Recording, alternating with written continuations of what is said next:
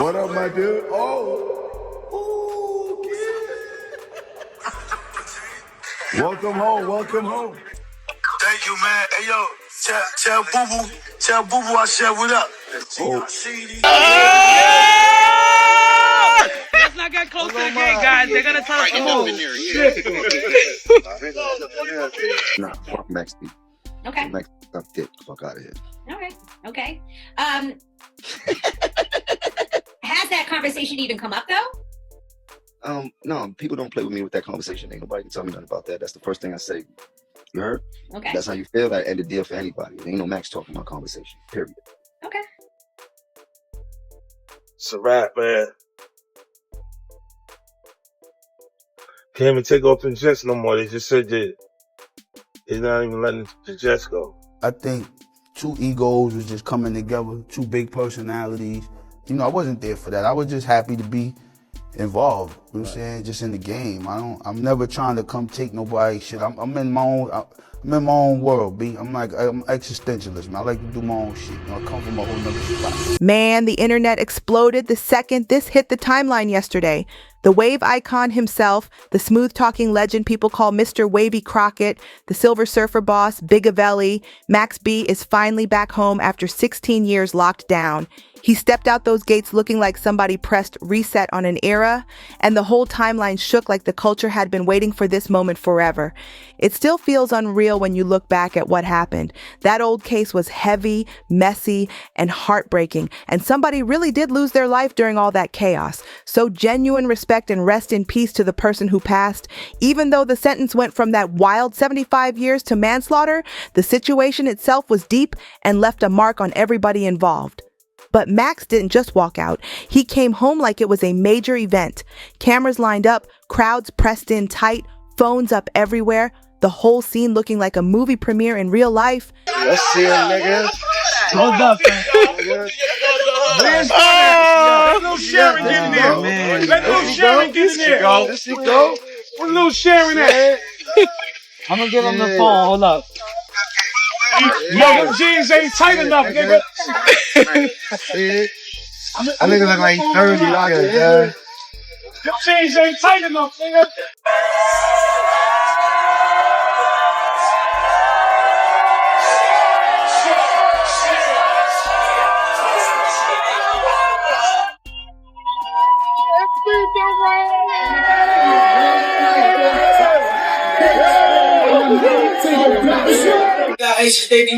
She gon' shoot a nigga dead like she likes to be killed. She always tell them think about. And right away, the talk online wasn't just about his return.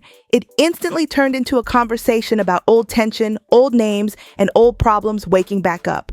Because the second Max touched down, 50 Cent jumped straight online ready to shake the internet again. He started posting like he'd been waiting for this day. He shared that wild story calling Jim Jones Rico, comparing him to that character from Belly, and then dropped the line, Max home, it's packed in Harlem. Jimmy about to drop a dime on these dudes, LOL. He even joked about being the PhD, the D-head from Omaha, doing what he always does, clowning loud and getting everybody talking. Then 50 reposted that clip with DJ Who Kid chopping it up with MaxB, where Max said, "Tell Boo Boo what's up," using 50's old street name. What up, my dude? Oh, yeah. Welcome home, welcome home. Thank you, man. Hey, yo, tell Boo-Boo I said what up. Oh. Tell the big homie Boo-Boo I said what up. Oh, so let's work, man. He just dropped a new joint, so let's work. He's back in the studio. Let's work. All right, say no more. The way he said it had people convinced something major might be cooking behind the scenes again. Meanwhile, Max pulled up in Harlem moving like he never missed a single beat. Red carpet vibes, cameras everywhere, his people around him, fresh jewelry on, all eyes locked in. He even slid into that Jets game, then went straight to the studio the same night like he had something to prove. The energy was strong, the confidence was loud, and the vibe was classic MaxB. You baby is ready, let me control the tempo, baby. I've been actions that got a shadow on my bigger belly. Back into the party, a down, touching the shawty, my eyes touching the body. Bitch, I didn't even take a piss in the lobby. Now she talking about catching the bite. What the fuck? 'Cause I want you. And now the internet has gone straight back into the vault, bringing up every old chapter between him and Jim Jones like the story never paused.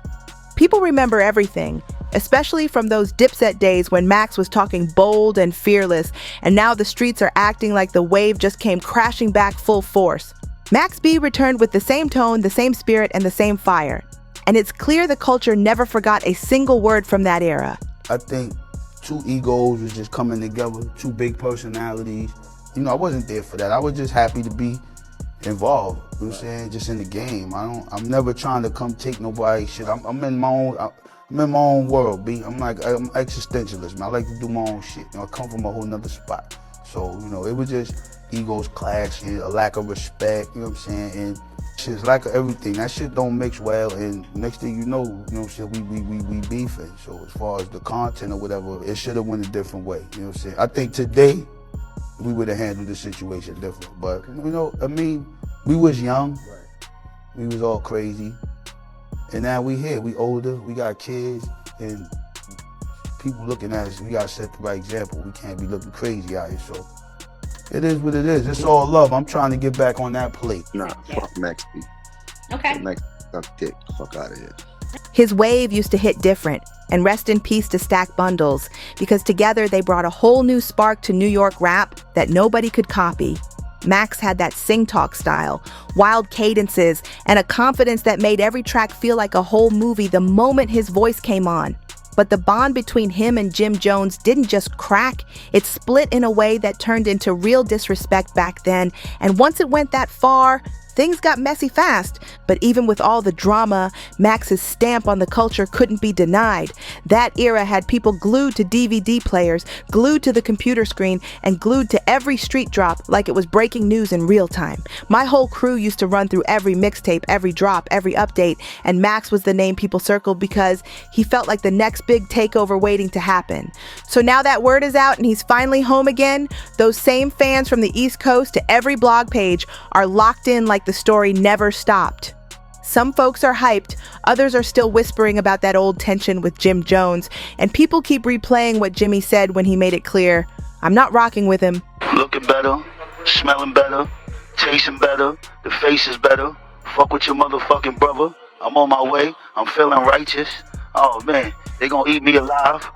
Fuck with your boy, and those who ain't getting from the ground up, I'm charging y'all tenfold. Fuck with your boy. We independent, nigga. EMG, Max Biggerville, sign out. Ow. MaxB coming home. Where we at with that? Are you able to get past that? No. Now we get past now. We can get past that now. You want to get past it? Or you want to dive more into it? Or you want me to tweak it? I want you to pass it at some point. You want me to crash out? I definitely don't want you to crash out, because I don't want to crash out. Now, what I want for myself, I want for my brother. I appreciate it. You see what I'm saying? Because there's too much money out here, it's too much life out here, and I like to do the things that I like to do. Ain't nothing feel better than living right now. You right. The past is still floating around, but the wave came back solid and everybody's watching every step. But let's keep it real. Jim Jones hasn't been out here trying to track Max down or start any trouble at all. There's no street tension, no hidden moves, nothing sneaky going on behind the scenes. And there was even that one moment where Jim took a picture with MaxB's son at a basketball court somewhere in Harlem, and that alone told a whole story without anyone saying a word. It showed that the energy wasn't as dark as the internet tries to make it. Now recently, Jim repeated again that he still can't rock with Max, and that's fair, because sometimes you gotta protect your space and move in a way that keeps your life peaceful. I'm seeing people on the internet talk about Jim Jones. Oh, you're petty, you're a grown man, you need to let that go. A nigga fuck my bitch, I ain't never letting it go. Man, hear my theme music, bruh. Jim put him on. How dare you come and disrespect me after I gave you the platform? If it wasn't for me, nobody would have knew who you was. MaxB is Cam's man. And Jimmy put him on. When Cam ain't put him on, Cam looked at Max and was like, oh nigga, you rap? You rapping now? He looked at you like the dirty nigga with the fucking wavy hair and big ass shades with the big ass chrome heart jeans. That's who MaxB was, bro. And Jimmy gave him a platform and he put him on just for him to diss him? That's not crazy to y'all? And then he talking about he smashed his girl and y'all want Jim to let that slide? Oh, MaxB wrote Ballin'. MaxB is the one that inspired the whole style. So what, nigga? Jim was the big homie, bro. Give me that song, nigga. You don't need that. Give me that style. You don't need that. Go back to writing songs, nigga. And Max isn't losing sleep over any of that. He's grown, he's focused, and he's building something new without dragging old chapters into his new lane. He's not chasing old smoke, he's chasing elevation. But the internet loves drama more than peace, and people keep digging up their old issues like the beef just happened yesterday. Folks replay old clips, repost old interviews, and try to stir up a narrative that doesn't even match today's reality. And to be fair, a lot of headlines this year have twisted things to make it seem bigger than it is, so fans fall right back into the cycle again. But the real truth is simple. Both of these men are adults now who've survived the game, the pressure, the money, the losses, the mistakes, and they're not trying to bring back a street storyline from another era. They've moved into business, growth, and bigger opportunities, not back and forth hostility. And MaxB, he's about to make noise again, no doubt about it. But there's another conversation online with people asking, why are people celebrating this? And honestly, they're looking at it the wrong way. Nobody is celebrating the case, the charges, or the darkest chapters of his past. Nobody's cheering for that at all. People are celebrating the artists they grew up listening to, the sound that shaped a whole wave, the creativity that had the streets singing hooks they couldn't get out their head. They're celebrating the entertainer, the talent, the music they waited for, and the hope that he's about to create again. That's what this moment really represents, a new start for an artist people never forgot.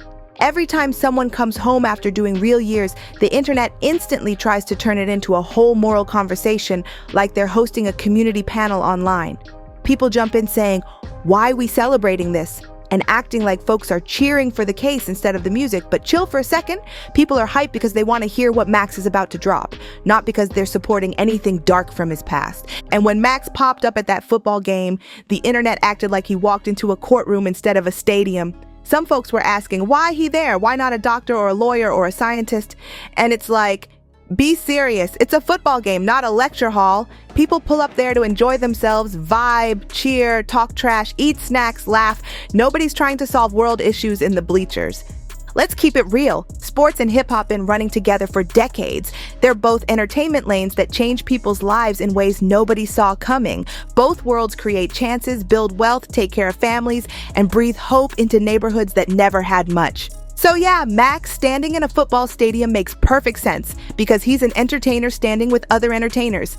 This moment isn't about glorifying old mistakes. It's about acknowledging a comeback. A man who went through something huge, survived impossible odds, and walked out stronger, focused, and ready to shine again. Now the vibe around Max feels less like regular excitement and more like a full movement heating up again.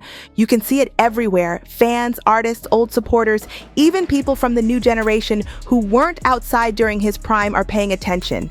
You can feel that wave spirit creeping back in, like Harlem might be gearing up for another spotlight moment. People forget how deep Max's influence went. He didn't just rap, he shifted the whole sound of the streets, that smooth melodic street talk, that rhythm that sounded like singing mixed with pain and swagger. That was Max's signature before it was anybody's trend. He turned emotions into hooks, struggle into melody, and energy into something people could feel.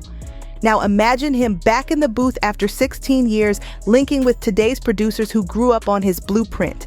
That combination is dangerous in the best possible way. And the moment he teased that he's working on new music, the streets perked up like they'd been starving for it. The industry can feel it too. French Montana been talking like they got something major cooking, hinting at a project that could bring the wave fully back for real this time. And 50 Cent, being the marketing mastermind he is, already turned Max's return into a trending conversation. He threw jokes, dropped commentary, sparked debates, and kept Max's name floating everywhere, whether people agreed or not. MaxB's comeback turned into the biggest conversation in the culture without him even dropping a song yet. He walked out of prison like a legend tourists would go take pictures with, and the anticipation is loud enough to shake the whole internet. Harlem's tuned in, the fans tuned in, and even folks outside the culture are wondering if Max can really flip the game one more time. What's crazy is how many artists from this generation took pieces of Max's sound, even if they don't always give him credit. You can hear his influence everywhere, from the melodic street style to the relaxed swagger rappers used today. Drake, Wiz Khalifa, P. Mob, They all pulled bits of that wavy blueprint into their own styles. Even Kanye once tried to name his album Waves, and fans started pressing him like, if you're gonna use that title, you better respect the real wave god. That alone shows how strong Max's legacy is. MaxB was ahead of the curve back when the mainstream still wanted tough bars and aggressive delivery. He started blending harmony with street reality, turning pain into something smooth, relatable, and poetic. That's why his music stuck around, because it came from a place that was honest, emotional, confident, funny, and street smart all at once. Now that he's home, people are finally realizing how much he shaped the direction hip-hop took over the last decade. This isn't just nostalgia, it's acknowledgement. The sound dominating the charts today had roots in Harlem hallways, mixtape sessions, and MaxB's voice echoing through the underground. That's why his return feels bigger than just another artist coming home. It feels like a full circle moment for the culture. It feels like a whole era just came walking back through the door, and the culture's shifting like the ground is moving under everybody's feet again. The wave is rising higher than it has in years, and you can feel that pressure building even if you don't say it out loud. People online always want to jump in like they're the judges of everything, asking why they rolling out the red carpet for MaxB, acting like this celebration is something strange. But think about it. We celebrate big moments all the time. When somebody graduates college, they get a whole family reunion vibe with music blasting and plates stacked high. When someone finishes high school, the block pulls out a foreign car, balloons everywhere, and everybody cheering like they just won a championship. It's all love, it's all support, it's all community lifting somebody up. So why is it suddenly a problem when the culture shows that same energy for someone who survived years behind bars and is trying to rebuild his life with a clean mindset? Why can't people let the man feel welcomed and supported as he steps into a new phase after everything he's been through? Folks online love turning tiny things into big arguments, spinning every moment into some dramatic debate nobody asked for. They jump into comment sections acting like they're running an investigation instead of just admitting the truth. The community is showing love to someone who meant a lot to the sound, the energy, and the movement that shaped a generation. Forget all that noise from the internet. The wave is back. The culture is paying attention, and it's clear people are ready to see what Max does next. What people forget is that a comeback like this doesn't just shake the music scene, it shakes the whole culture around it. Max stepping back into the spotlight doesn't only hype up his old fans, it also forces the industry to look at how much the landscape changed while he was gone and how much space he still has left to claim. It's wild seeing a man come home and instantly remind everybody why his presence mattered so much in the first place. You can already feel artists adjusting their energy because they know Max isn't coming back to play small or blend in quietly. He's stepping into a rap world that adopted his style, molded it, commercialized it, and pushed it into the mainstream. But now the original voice behind that sound is back to speak for himself again. That alone creates pressure in the game because legends returning have a way of resetting whole trends. And what's crazy is that a lot of the new generation didn't grow up watching Max move in real time. They learned about him through clips, documentaries, and older artists praising him. So now they're seeing him physically home, active, moving around, and it almost feels unreal to them. That creates a whole new lane of curiosity, and you can already see younger fans digging into old mixtapes trying to figure out why everyone's treating this moment like a cultural event. The industry feels it too. Executives, producers, and artists have been moving different ever since those first photos of Max walking out hit the timeline. Studios started reaching out, blogs started pushing his name, and people behind the scenes began whispering about collabs they want to lock in before Max gets booked up completely. The energy is like everybody's trying to secure a piece of the wave before it rises too high. Even Harlem itself feels different now, like a legendary chapter suddenly reopened, and people can't wait to see how the story continues. There's something powerful about an artist coming home and returning to the same city that helped build his confidence, his hustle, and his sound. It's like the whole neighborhood took a deep breath and said, yeah, this feels familiar again. And that kind of hometown energy can push an artist into a whole new level of creativity. Behind the scenes, Max is moving like someone who knows exactly what he wants this second chapter to look like. He's not rushing into drama, not entertaining old tension, not letting the internet bait him into messy conversations. He's taking meetings, locking in studio sessions, and putting his energy toward building something that outshines his past instead of repeating it. That kind of discipline hits different because it shows growth and direction. And let's be honest, when an artist with this much history comes home focused, hungry, and locked in, the whole industry knows they're about to witness something serious. The wave isn't just returning, it's reorganizing itself, recalculating its path and getting ready to rise higher than anybody expected. MaxB coming home feels like the start of a whole new chapter, and the world is waiting to see what kind of energy he's about to unleash next. The man has always been pure entertainment. No filters, no hesitation, just raw personality that grabbed attention every single time he spoke.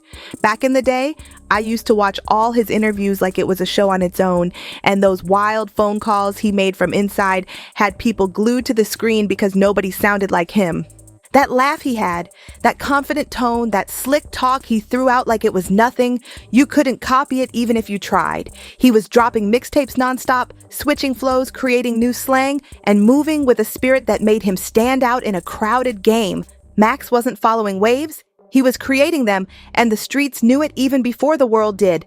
Now that he's free again, the spotlight is glowing on him in a whole new way. The new generation is curious, the old fans are hyped, and even people who didn't grow up during his run are tuning in like, all right, what's he about to do next?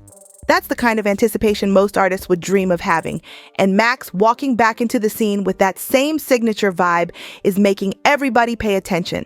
And for real, I want to hear from you because this moment is bigger than one person talking. Do you think MaxB can shake the game?